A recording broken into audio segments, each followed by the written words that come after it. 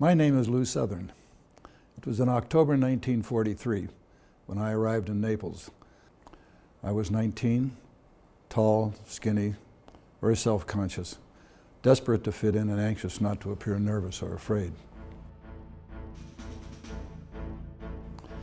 As my group approached the command post, we'd had to step aside to allow a long line of mules to pass us on the muddy trail. They'd gone up the mountain loaded with supplies and were coming down with body bags draped over them. I was cold, wet, and numb. There wasn't a face within 1,000 miles that I'd known for more than 3 days. Sitting on the edge of the clearing were 2 or 3 German prisoners. They were hunched over, wet and miserable like I was. It was my first close look at the enemy. A man at the field desk asked, "Who's going to take those prisoners back?" And the answer came, "The Sarge is taking them. It shouldn't take more than about 15 minutes." This was said with a wink, and I remember feeling both sad and helpless. I knew he was going to shoot them. I wanted to believe that the enemy might be capable of such acts, but that we held ourselves to a higher standard.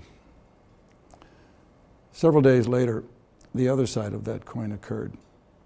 3 of us had been sent out as night fell to take up positions on a rocky slope.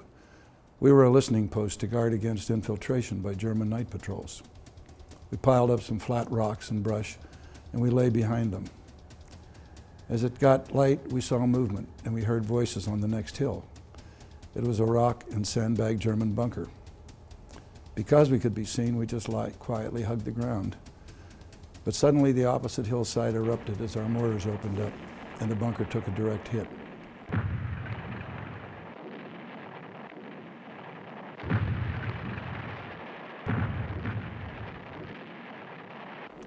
Then a man came sliding out of the bunker on his backside, dragging another man with him.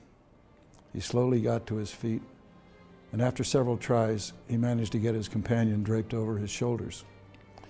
He began walking unsteadily away from us along the rocky path, and he finally disappeared around the curve of the hill.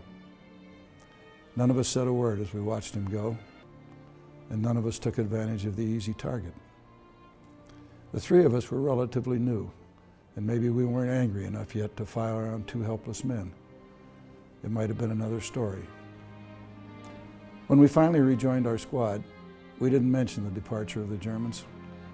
I don't know about the others, but I know I was fearful of criticism, or even worse, of ridicule. Late in the morning in 1943, our Italian mountainside position was under heavy German mortar fire. The mortar bursts aren't usually random.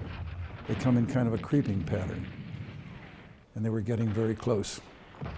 My trenchmate and I tried to read the pattern, but as we scrambled up to change location, the world erupted around us.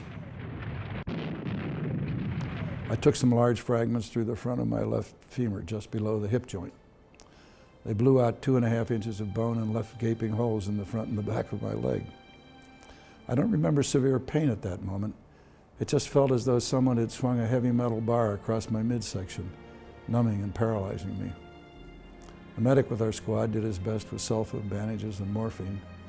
And thanks to the morphine, the next several hours went by without severe pain or high anxiety. It was dusk when men with stretchers found us, and 2 men carried me slipping and sliding down the muddy slopes to a small village. Eventually, I was moved to a field hospital. When my turn came, they cut away my filthy clothes that hadn't been changed in 3 weeks. They cleaned out the wounds, and then the doctor said to me, "Soldier, do you have a girlfriend back home? I want you to close your eyes and visualize her face." When I did, I felt a hot, ripping pain as they pulled my twisted, contracted leg out straight to apply the splints. I was to spend the next 2 years in Army hospitals. Addressing the newly arrived 45th Division as it joined the 5th Army, General Patton said, "Battle is the most magnificent competition in which a human being can indulge. It brings out all that is best. It removes all that is base." I hope the romanticism of those words has become tarnished in the years that have passed since he said them.